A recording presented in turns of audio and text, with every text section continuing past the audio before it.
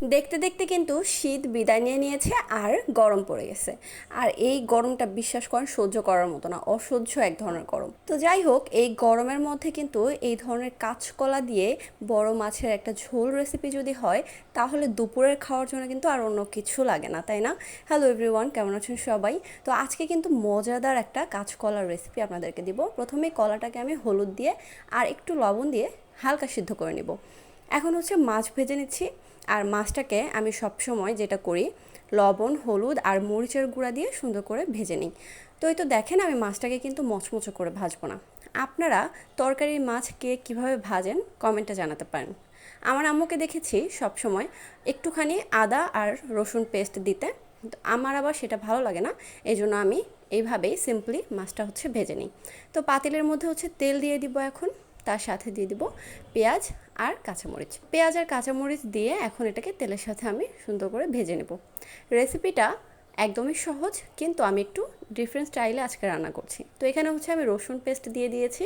আমার মাছে আদা একদম ভালো লাগে না, এই জন্য আমি আদা দিইনি, রসুন পেস্টে একটু বেশি করে দিয়ে দিয়েছি।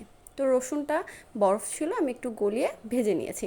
তারপরে যে মাছ ভেজেছিলাম সেই মশলার পানিটা এখানে দিয়ে দিয়েছি, দিয়ে দিচ্ছি মরিচের গুঁড়া আর সাথে হলুদের গুঁড়া। এই সব কিছুকে দিয়ে এখন পানির সাথে একটু মিশিয়ে দিব। তারপরে মশলাটাকে ভালো মতন কষিয়ে নিব। তো মশলাটা কষে দেখেন একদম উপরে তেল ভেসে উঠেছে, মশলাটা কিন্তু পারফেক্টলি কষানো হয়ে গেছে।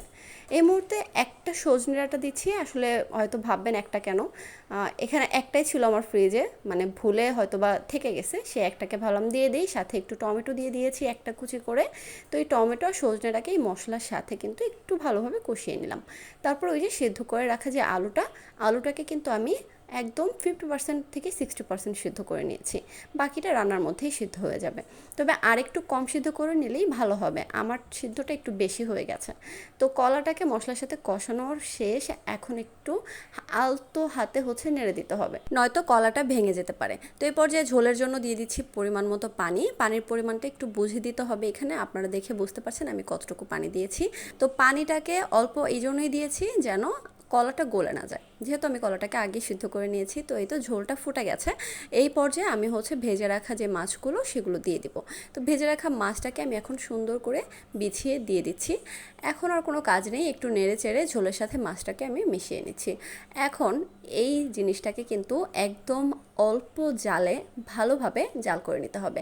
তো এই তো দেখেন আমার তরকারি কিন্তু রেডি, কি কালার আসছে তাই না? এখন আমি খাবো। তো খাওয়ার জন্য প্রথমে হচ্ছে আমি 2 চামচ ভাত নিয়ে নিচ্ছি, আর সাথে নিয়ে নিচ্ছি মাছের হচ্ছে পেটের একটা পিস। এটা মাথার কাছে থাকে, এটার মধ্যে অনেকখানি তেলের অংশ থাকে। আর আমার এই পিসগুলো খেতে যে কী ভালো লাগে। কার কার এই ধরনের মাছের পিস পছন্দ, মানে হচ্ছে তেলের পিস বা হচ্ছে একটু তেল তেল থাকলে সেটা ভালো লাগে, তারা কিন্তু কমেন্টে জানাতে পারেন। আমার তো এই ধরনের পিসগুলো অনেক বেশি পছন্দ। তো আমি হচ্ছে কলা নিয়ে নিয়েছি। কলাগুলো দেখেন এত সফটভাবে, আর প্রত্যেকটা মশলা কলার ভিতরে ঢুকেছিল, মনেই হয়নি যেটা কলার তরকারি। এই তো দেখেন তেলের পিস, ইস এটা দেখেই তো খেতে ইচ্ছে করতেছে। কার কার এটা দেখে লোভ লাগছে বলেন তো, তারা কিন্তু কমেন্টে জানাবেন। তো আমি হচ্ছে কলাটাকে খাচ্ছিলাম। আমি কলা মিনিমাম 3-4টা মানে 5টার মতো খেয়ে ফেলছি। মানে আমার কলাই ভালো লাগে কেন জানি না, মানে কলার ভিতরে ঝোল ঢুকে কলাগুলো একদম এত সফট সফট হয়ে গেছে কি বলবো। তো এই ধরনের খাবার কারা কারা পছন্দ করেন তারা কিন্তু অবশ্যই বাসায় ট্রাই করবেন। তো আজকের মতো ভিডিওটা এখানে শেষ করছি। ভালো লাগলে লাইক, কমেন্ট অ্যান্ড আমার চ্যানেলটাকে ফলো করবেন, শেয়ার করতে ভুলবেন না। আল্লাহ হাফেজ।